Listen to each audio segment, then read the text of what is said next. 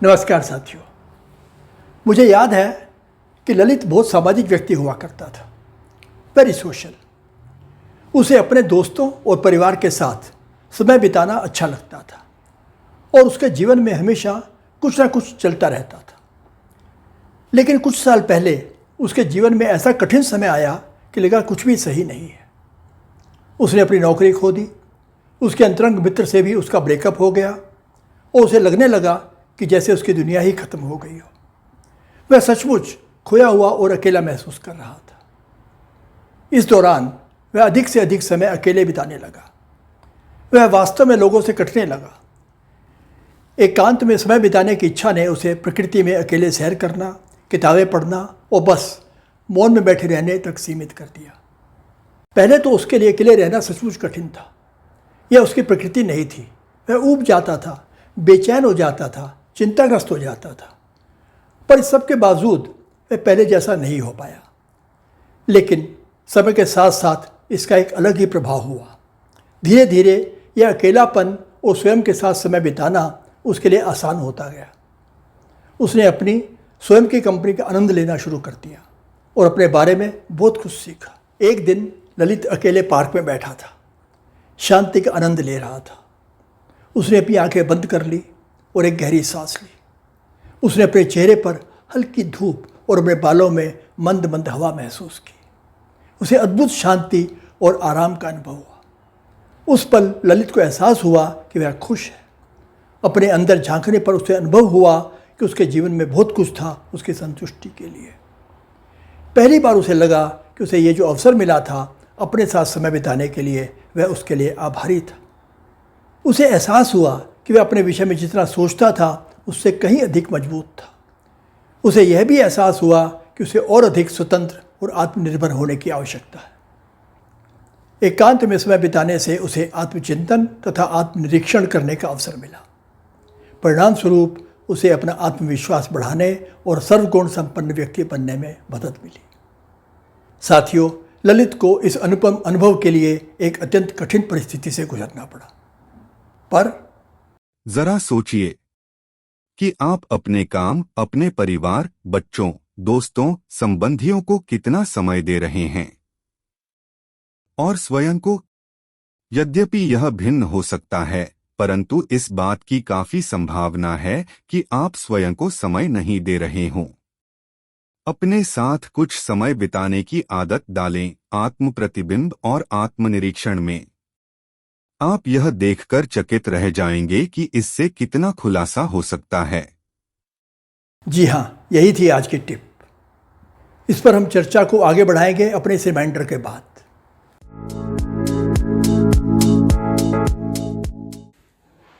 इस वीडियो को देखने के बाद आपको जाना होगा अपने नियमित टेम्पलेट पर। यदि आपने वो टेम्पलेट अभी तक डाउनलोड नहीं किया है तो नीचे डिस्क्रिप्शन में दिए गए लिंक से डाउनलोड कर लें, या वैसा ही चार्ट प्लेन पेपर पर या अपनी नोटबुक में ड्रॉ कर लें, जैसे भी ठीक लगे। पर आपकी यही यात्रा शुभ और सफल हो, इसके लिए यह एक आवश्यक कदम है।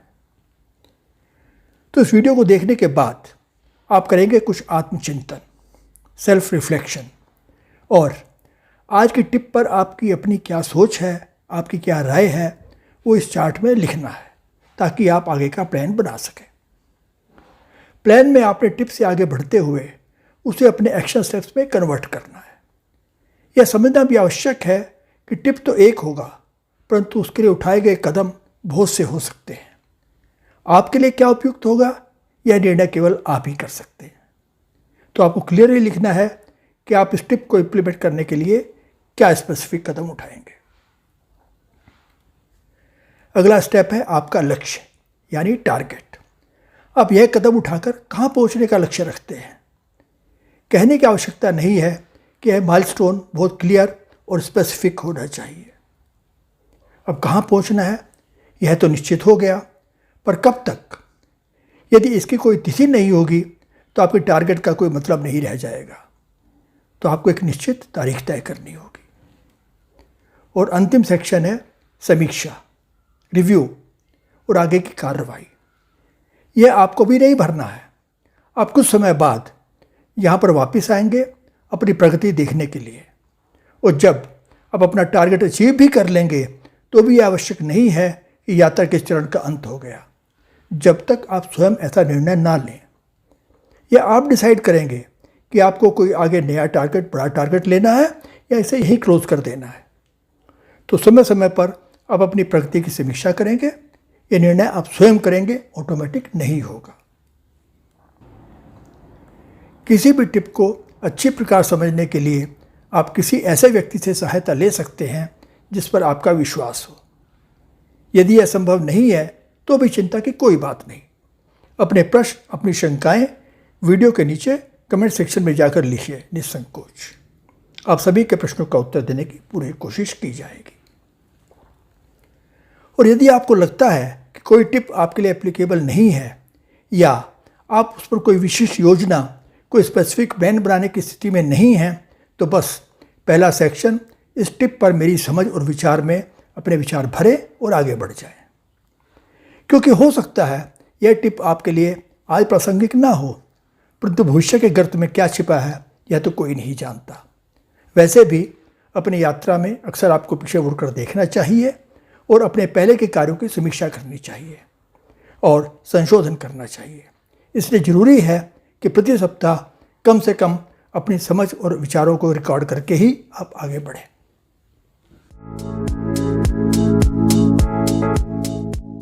मित्रों, बहुत छोटी उम्र से ही हमें सिखाया जाता है कि मेलजोल बढ़ाओ, दोस्त बनाओ, बहिर्मुखी बनो, एक्सट्रोवर्ट।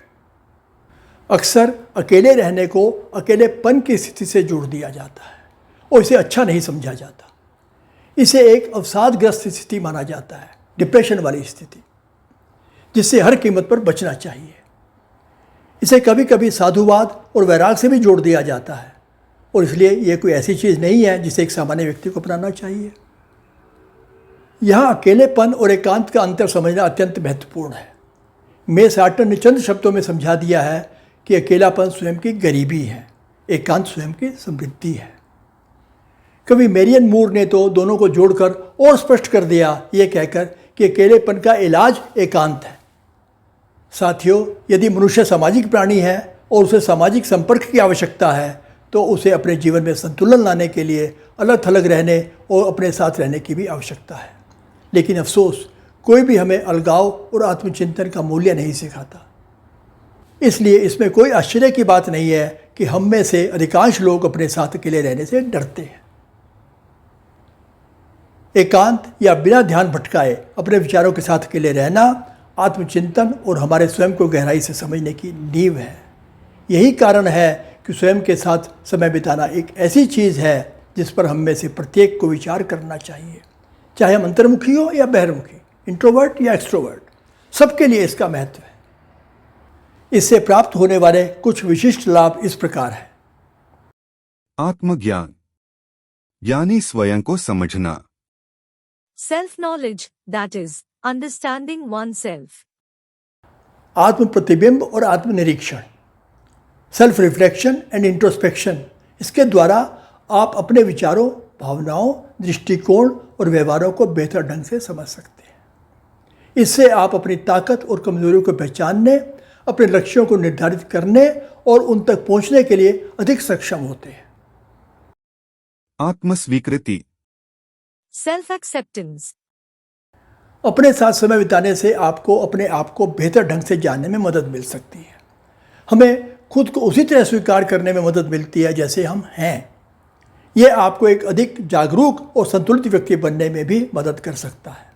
इससे हमें अधिक आत्मविश्वास और शांति महसूस करने में मदद मिल सकती है। अब आत्मज्ञान और आत्म स्वीकृति के बाद अगला स्वाभाविक कदम है आत्मसुधार। Self-improvement. जब आप स्वयं के विषय में जानते हैं और उसे स्वीकार करते हैं तो आप निश्चित कर पाते हैं कि क्या आपके व्यवहार, आदतों और दृष्टिकोण में कुछ बदलाव की आवश्यकता है। आप ऐसे कदम उठाने के लिए प्रेरित होते हैं जो आपके जीवन को और बेहतर बना सकते हैं। इससे और क्या होगा? मनोवैज्ञानिक कल्याण। Psychological well-being. सेल्फ रिफ्लेक्शन और इंट्रोस्पेक्शन आपके मानसिक स्वास्थ्य और कल्याण को बेहतर बनाने में मदद कर सकते हैं। इससे आपको तनाव और चिंता को कम करने, आत्मसम्मान बढ़ाने और अधिक संतोषजनक जीवन जीने में मदद मिल सकती है। नींद की गुणवत्ता में सुधार। Improvement in sleep quality. यदि आप हमेशा अन्य लोगों के साथ व्यस्त रहते हैं और अकेले रहने के आदी नहीं हैं, तो सोने से ठीक पहले के क्षण असहज हो सकते हैं। अकेले समय का अभ्यास करने से आपको रात में अधिक आरामदायक नींद लेने में मदद मिल सकती है। समग्र स्वास्थ्य के लिए लाभकारी।